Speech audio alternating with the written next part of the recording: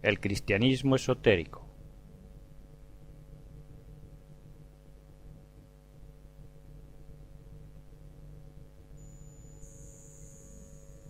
Siglo XXI. El cristianismo está en crisis. Corrupción, escándalos, falta de vocaciones y desinterés de la gente, especialmente la juventud, por la religión, que no tiene respuesta sino dogmas de fe, ha llevado a que las iglesias se vacíen. De seguir así, en 2 generaciones el cristianismo no existirá. Siglo XVI. La Edad Media. Por doquiera se construyen iglesias y catedrales. El Papa y los obispos son respetados más aún que los reyes. Surgen místicos de gran renombre. Las iglesias están llenas, y aunque también ha comenzado a surgir el fanatismo y la Inquisición, el cristianismo goza de gran respeto y veneración entre el pueblo.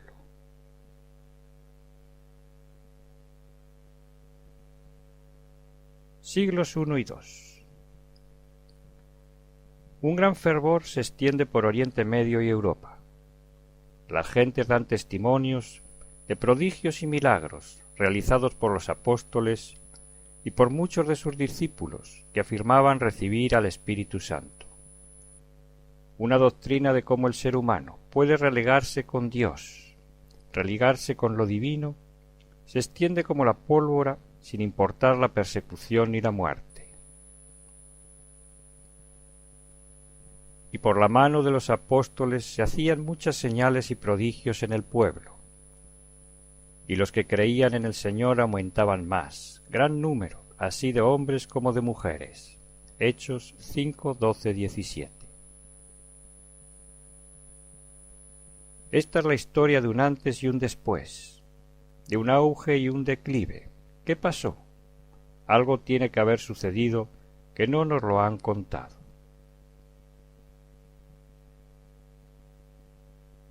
Es la enseñanza que hoy se da en la Iglesia católica, la enseñanza original del cristianismo, que despertaba tanto interés en la gente.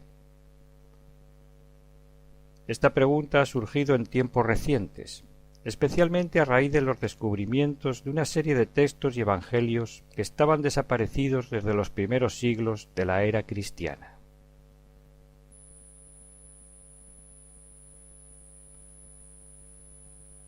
Siglo IV. A partir de la conversión del Imperio Romano al cristianismo, los emperadores y los obispos de Roma se ponen de acuerdo para establecer una estructura religiosa y una doctrina que sirva a los intereses de unidad y cohesión del imperio y de la naciente Iglesia católica. Para ello, numerosas corrientes cristianas, evangelios y textos sagrados que no consideraban útiles para sus fines serán declarados herejías y perseguidos hasta su desaparición en los siguientes 3 siglos. Finalmente se consigue crear una gran estructura eclesiástica, que llegará a tener más riqueza y poder que los imperios de su tiempo. ¿Pero a qué precio? El cristianismo original, aquel que producía hombres y mujeres prodigiosos, dotados del Espíritu Santo, había desaparecido. O como mucho, ahora se enseñaba y estudiaba sólo por unos pocos, en el secreto de los monasterios, y aun a riesgo de perder la vida. Por eso todavía en la Edad Media surgirán algunos místicos extraordinarios. Luego, en los siglos posteriores, el declive cada vez más acusado hasta llegar a nuestros días.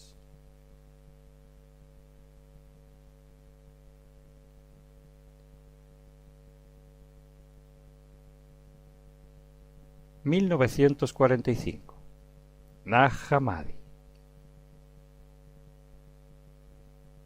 Ocultos en una gran tinaja de barro en una cueva, se descubre una colección de 13 códices, conteniendo 52 tratados, entre los que hay evangelios prohibidos y textos gnósticos, que según algunos eruditos probablemente pertenecieron a un monasterio cercano y que fueron ocultados cuando comenzaron las persecuciones en el siglo IV. El original de algunos de estos textos, como el Evangelio de Tomás, sería incluso tan antiguo o más que los 4 evangelios aceptados por la Iglesia. Existen evidencias de que el Evangelio de Tomás pudo haber sido el Evangelio más antiguo. Con seguridad, su versión original es anterior al 100 después de Cristo, Elaine Payels. Así pues, ahora podíamos conocer directamente cuáles eran las corrientes cristianas y sus textos sagrados en los siglos I y II, es decir, lo más próximo a Jesús y sus apóstoles. Y lo más asombroso fue que estos evangelios prohibidos y perseguidos por supuesta herejía no hablan contra Jesús, sino que lo ensalzan, e incluso afirman contener las enseñanzas secretas que Jesús había dado en privado a sus discípulos. Estos son los dichos secretos que pronunció Jesús el viviente y que Dídimo Judas Tomás consignó por escrito. Evangelio de Tomás 1. Sí, como afirmaba la tradición, existieron unas enseñanzas secretas de Jesús, que la Iglesia declaró herejías y persiguió, y ahora aparecían de nuevo, y de nuevo fueron rechazadas por la Iglesia.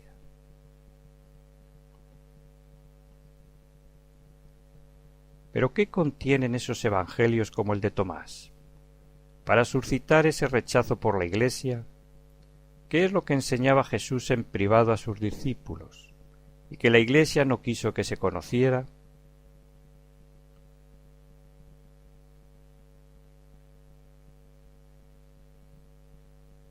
El Evangelio de Tomás, el cristianismo esotérico. He aquí un breve resumen de la enseñanza esotérica contenida en el Evangelio de Tomás. Jesús, el viviente. Hemos de saber que el Evangelio de Tomás y otros que la Iglesia rechazó no se centran en la muerte y resurrección de Jesús, la cual casi ni mencionan, sino en el Cristo vivo, en el viviente, en su enseñanza para llegar a ser como Él, aquí en este mundo, y como Él ser incluso capaces de vencer a la muerte. Estos son los dichos secretos que pronunció Jesús el viviente, y que Dídimo Judas Tomás consignó por escrito. Y dijo Jesús: quien encuentre el sentido de estos dichos no gustará la muerte. Evangelio de Tomás 1. ¿Cuál es entonces el sentido de esos dichos? La salvación por el conocimiento, la gnosis. A diferencia del camino amplio que posteriormente predicó la Iglesia, donde para estar salvado bastaba con bautizarse y creer en Jesucristo, el Evangelio de Tomás y el cristianismo esotérico en general insisten en la necesidad de buscar primero un conocimiento, una gnosis, a través de la cual pueda el hombre, tras muchos esfuerzos, religarse con lo divino, con Dios. Dijo Jesús: el que busca no debe dejar de buscar, hasta tanto que encuentre. Y cuando encuentre se estremecerá, y tras su estremecimiento se llenará de admiración y reinará sobre el universo. Evangelio de Tomás 2. Ese conocimiento superior o gnosis no sólo le habría sido enseñado por Jesús, sino que habría sido enseñado por otros maestros y profetas desde los albores de la humanidad. Y en el judaísmo habría sido transmitido desde Moisés de generación en generación, pero ahora, en el tiempo de Jesús, dicho conocimiento estaría ya perdido. Dijo Jesús: los fariseos y los escribas recibieron las llaves del conocimiento y las han escondido. Ni ellos entraron, ni dejaron entrar a los que querían. Evangelio de Tomás 39. ¿Pero de qué clase de conocimiento hablamos?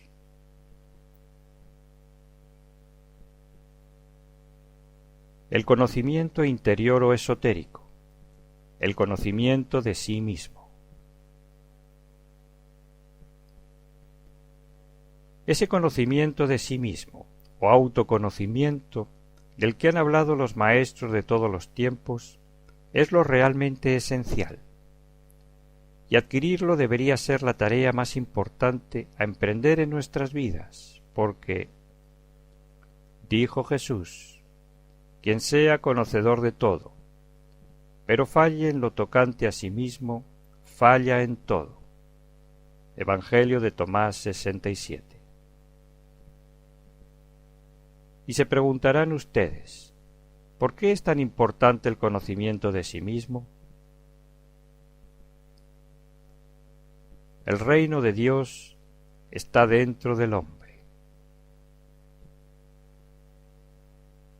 Dijo Jesús: si aquellos que os guían os dijeren, ved, el reino está en el cielo, entonces las aves del cielo os tomarán la delantera. Y si os dicen, está en la mar, entonces los peces os tomarán la delantera. Mas el reino está dentro de vosotros y fuera de vosotros. Cuando lleguéis a conoceros a vosotros mismos, entonces seréis conocidos, y caeréis en la cuenta de que sois hijos del Padre viviente. Pero si no os conocéis a vosotros mismos, estáis sumidos en la pobreza, y sois la pobreza misma. Evangelio de Tomás 3. Según estos evangelios prohibidos por la Iglesia, según este cristianismo esotérico o cristianismo gnóstico, Jesús enseñaba que dentro de todo ser humano se encuentra el reino de Dios, es decir, una fracción de Dios, una chispa divina, el alma, lo que nos da la conciencia, la inteligencia.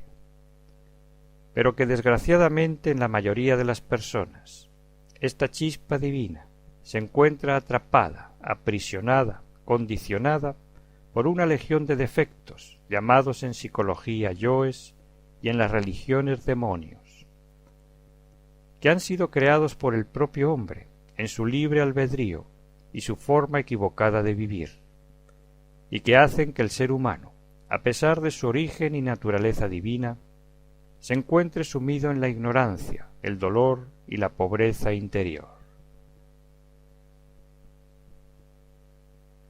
Más tarde la Iglesia cambió todo esto y nos dijo que Dios y el reino de Dios estaban fuera y que sólo podríamos alcanzarlo a través de sus obispos y sacerdotes.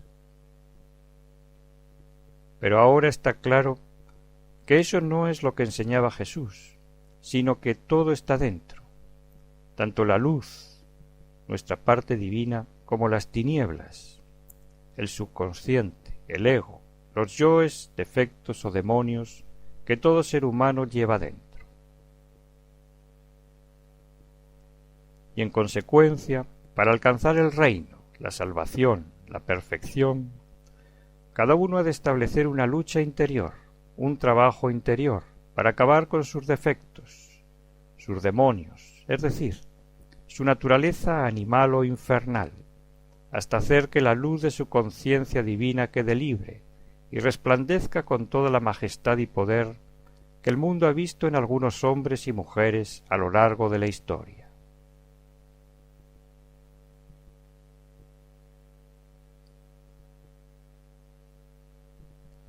La lucha entre el bien y el mal es interior. El apóstol Pablo lo expresa así: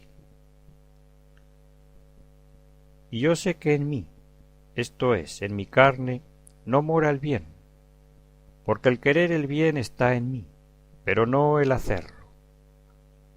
Porque no hago el bien que quiero, sino el mal que no quiero, eso hago. Y si hago lo que no quiero, ya no lo hago yo, sino el pecado que mora en mí. Así que queriendo yo hacer el bien, hallo esta ley, que el mal está en mí. Porque según el hombre interior, me deleito en la ley de Dios, pero veo otra ley en mis miembros, que se rebela contra la ley de mi mente, y que me lleva cautivo a la ley del pecado que está en mis miembros. Romanos 7, 16, 23.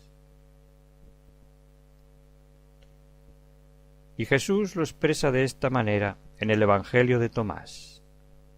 Dijo Jesús: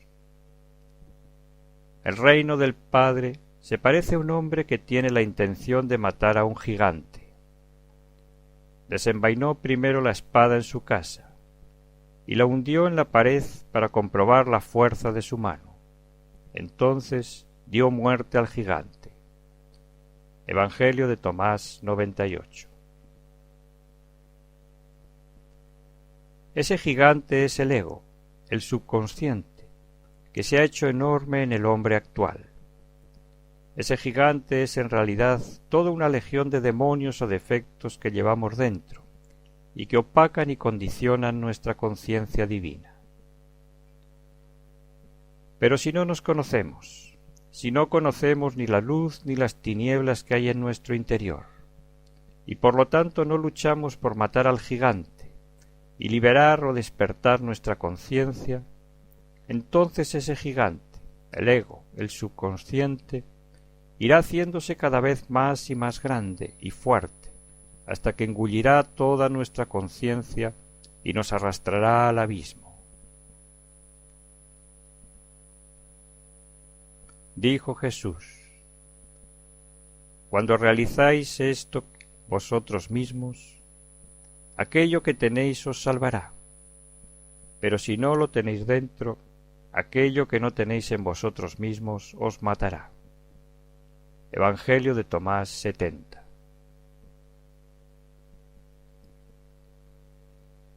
Ese trabajo interior para matar a ese gigante que enseñaba al Cristo Jesús y que han enseñado otros maestros, consistía en prácticas y disciplinas para enseñar al ser humano a autoobservarse y autoconocerse, a despertar la conciencia del mundo de sueños y fantasías en la que está atrapada. Enseñaba a vivir el instante, el aquí y el ahora, a desarrollar la voluntad, la oración, la meditación, hasta tener la fuerza interior para poder matar al gigante, es decir, para ir poco a poco desintegrando los defectos psicológicos que llevamos dentro. Entonces la conciencia divina que hay en el hombre queda libre y despierta con todas sus virtudes y poderes.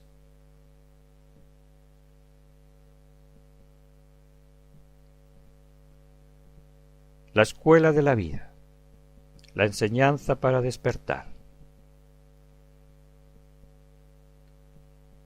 Dijo Jesús: quien haya comprendido lo que es el mundo, ha dado con un cadáver. Y quien haya encontrado un cadáver, de él no es digno el mundo. Evangelio de Tomás 56. El ser humano tiene la conciencia dormida. Vive metido en un sueño, en un mundo de deseos e ilusiones, desde que nace hasta que muere. Y tan solo algunas veces en que la vida nos da un duro golpe, tenemos un atisbo de despertar, pero suele durar muy poco. Enseguida volvemos al sueño de nuestras fantasías e ilusiones otra vez. Sin embargo, el que ha conseguido despertar ve la vida, el mundo, la gente, a sí mismo, de otra manera. Los ve tal cual son. Se da cuenta que la vida es sólo una escuela, que aquí todo es pasajero. Dijo Jesús: Haceos pasajeros. Evangelio de Tomás 42. Eso es, para poder un día matar al gigante que hay en nosotros, en primer lugar, y más adelante encarnar al Espíritu Santo, a nuestro Cristo íntimo, en segundo lugar, hay que empezar por tomar la vida como una escuela y no como un fin en sí mismo. Haceos pasajeros, es decir, ser capaces de vivir, comer, trabajar, relacionarnos, etc., sin identificarnos con todo, viviendo conscientes a cada momento de lo que estamos haciendo, pensando, sintiendo, diciendo. Esto es realmente difícil, pero no es imposible. Esto es vivir el Tao de la filosofía china, vivir en el centro de la conciencia del cristianismo esotérico. Procediendo así, trabajando interiormente hasta dar muerte al gigante, a nuestros defectos, y viviendo el momento, finalmente la conciencia despierta, y entonces conoceremos el mundo tal cual es, incluidas esas dimensiones o cielos que hoy las matemáticas empiezan a entrever, y podremos también obrar los prodigios que obraban los grandes sabios, y llegar incluso a escapar de la rueda de la vida.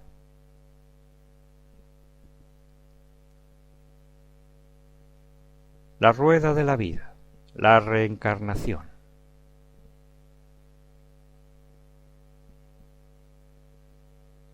Sí, la reencarnación.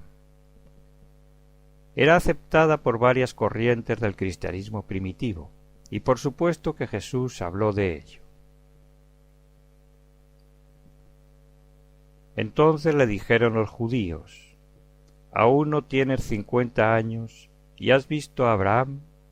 Jesús les dijo: de cierto os digo, que antes que Abraham fuese, yo soy. Juan 8:57. Y en el Evangelio de Tomás Jesús afirma: dijo Jesús: cuando contempláis lo que se os parece, os alegráis, pero cuando veáis vuestras propias imágenes, hechas antes que vosotros, imperecederas y a la vez invisibles, ¿cuánto podréis aguantar? Evangelio de Tomás 84. Desafortunadamente, la reencarnación fue suprimida por la Iglesia a partir del siglo IV, cuando el Concilio de Constantinopla declaró que era herejía creer en la preexistencia del alma. Pero lo cierto es que las corrientes esotéricas del comienzo del cristianismo, como los valentinianos, nestorianos, coptos, gnósticos, etc., aceptaban la reencarnación y enseñaban que cada uno recogemos en cada vida el debe y el haber de vidas pasadas. De ahí la insistencia de todos los maestros en el amor al prójimo y en que hagamos buenas obras. Dijo Jesús: a quien tiene en su mano se le dará, y a quien nada tiene, aun aquello poco que tiene se le quitará. Evangelio de Tomás 41. Finalmente, cuando alguien aprueba las lecciones de la escuela de la vida, es decir, cuando alguien despierta, elimina sus defectos, se hace íntegro, se hace uno con su Cristo íntimo, ya no necesita volver más.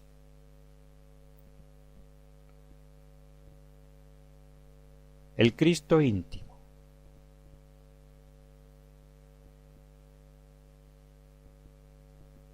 Dijo Jesús: el que la carne haya llegado a ser gracias al Espíritu es un prodigio, pero el que el Espíritu haya llegado a ser gracias al cuerpo es prodigio de prodigios. Y yo me maravillo cómo esta gran riqueza ha venido a alojarse en esta pobreza. Evangelio de Tomás 29. Cuando alguien logra desintegrar el ego, matar al gigante, acabar con la legión de demonios que llevamos dentro y despertar su conciencia, entonces ese hombre o mujer se integra con su Cristo íntimo. Adviene a él el Espíritu Santo, su rayo divino, su Cristo íntimo. Por eso habla San Pablo del Espíritu de Cristo, del Espíritu de Dios, del Jesucristo interior que mora en nosotros, en aquel que lo ha encarnado, y lo mismo o parecido lo encontraremos en los Evangelios prohibidos. Los cristianos gnósticos decían en sus escritos que Jesús representó el papel del Cristo íntimo de cada persona, y además organizó todo lo que ocurrió en Tierra Santa para mostrar en forma simbólica, a través de su propia vida, los procesos iniciáticos del nacimiento, pasión y resurrección del Cristo íntimo de cada persona. Una generación más tarde, los apóstoles o sus discípulos escribieron los evangelios, los canónicos y los apócrifos, siempre con la idea de mostrar en la vida de Jesús todo el simbolismo esotérico de cómo llegar a encarnar al Cristo íntimo. En este sentido, es bueno saber que los relatos de la Natividad, la Inmaculada Concepción, la Transfiguración y en general la mayoría de los pasajes de la Biblia no fueron escritos para ser entendidos literalmente, sino esotéricamente, es decir, se refiere a los procesos interiores que debe vivir cada hombre o mujer que desean llegar a encarnar al Cristo íntimo. Y en esto no hay diferencia entre hombre y mujer. Por eso fue un gran error de la Iglesia relegar a la mujer a un segundo plano, basándose en frases que tienen un sentido esotérico y no literal. Simón Pedro les dijo: que se aleje Marian de nosotros, pues las mujeres no son dignas de la vida. Dijo Jesús: mira, yo me encargaré de hacerla macho, de manera que también ella se convierta en un espíritu viviente, idéntico a vosotros los hombres. Pues toda mujer que se haga varón entrará en el reino de los cielos. Evangelio de Tomás 114. Y que nadie tome esto por machismo, porque es esoterismo. Que María Magdalena se haga varón, que se haga macho, quiere decir que se haga hijo del hombre, como se definía Jesús a sí mismo, representando su papel del Cristo íntimo de todo hombre y toda mujer. En otras palabras, Jesús quiere decir que Él la ayudará a convertirse en un hijo del hombre, o sea, a encarnar a su propio Cristo íntimo, a su Espíritu divino, como lo estaba haciendo con los demás apóstoles.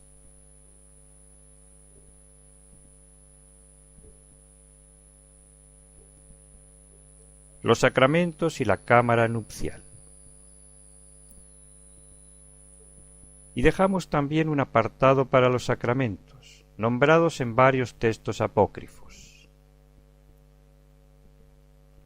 El Señor realizó todo en un misterio, un bautismo, una unción, una Eucaristía, una redención y una cámara nupcial. Evangelio de Felipe 68.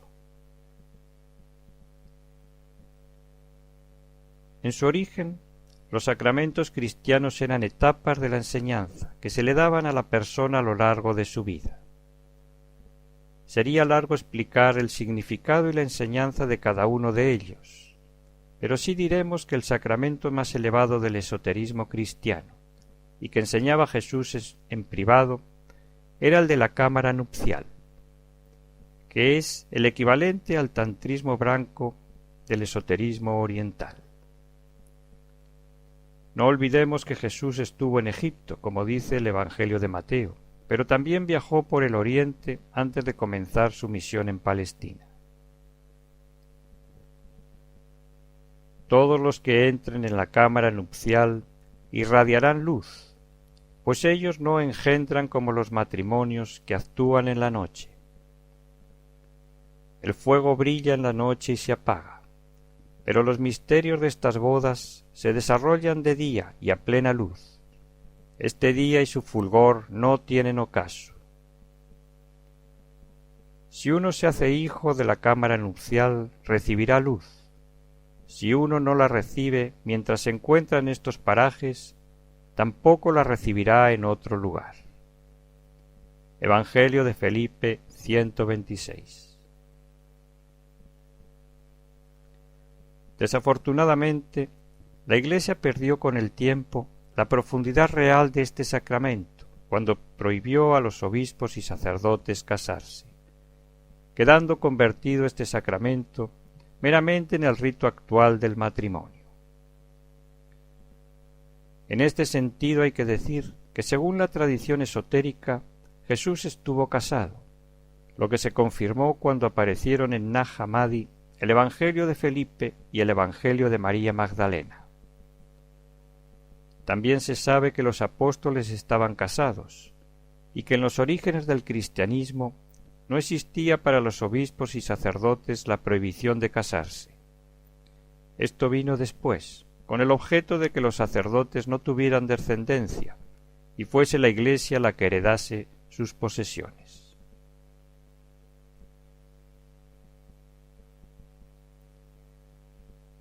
Dios y la creación.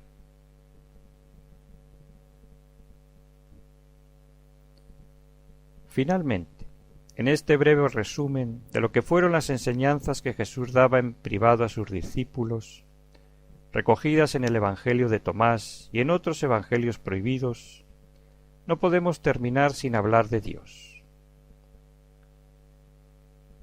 La enseñanza de Jesús era panteísta, es decir, Dios es el poder que subyace en todo. Dijo Jesús: Yo soy la luz que existe sobre todos. Soy el todo. Todo salió de mí, y todo vuelve a mí. Partid la madera, allí estoy. Levantad la piedra, y allí me encontraréis. Evangelio de Tomás 77. Por lo tanto, Jesús enseñaba que Dios está en todo. Dios es la conciencia, la inteligencia que subyace en todo, y de eso se deriva el orden y la armonía del universo y la naturaleza.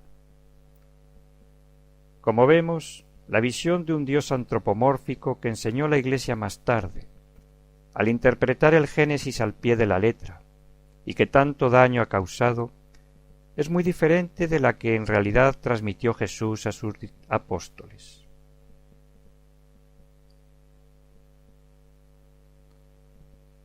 Conclusión.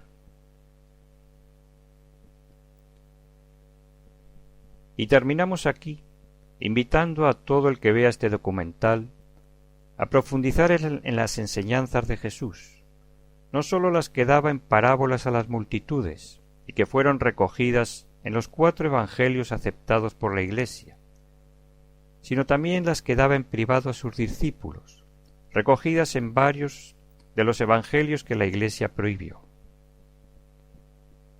Ojalá los obispos y sacerdotes tuvieran el valor de conocer y practicar las enseñanzas esotéricas de Jesús.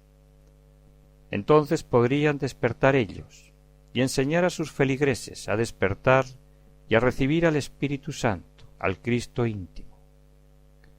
Entonces habría todavía una posibilidad de evitar el colapso de la Iglesia, del cristianismo y de la civilización occidental al que nos dirigimos sin remedio, por no haber sabido escuchar la palabra del Maestro de Maestros. Dijo Jesús: Yo estuve en medio del mundo, y me manifesté a ellos en carne.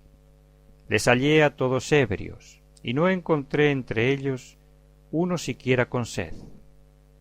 Y mi alma sintió dolor, por los hijos de los hombres, porque son ciegos en su corazón, y no se percatan de que han venido vacíos al mundo, y vacíos intentan otra vez salir de él. Ahora bien, por el momento están ebrios, pero cuando hayan expulsado su vino, entonces se arrepentirán. Evangelio de Tomás 28.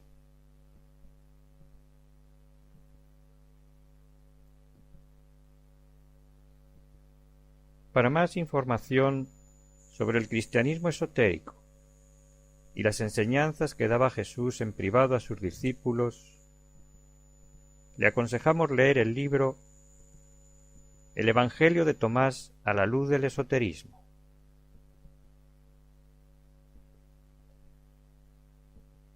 Si desea conocer el esoterismo bíblico, le aconsejamos el libro La Biblia a la luz del esoterismo.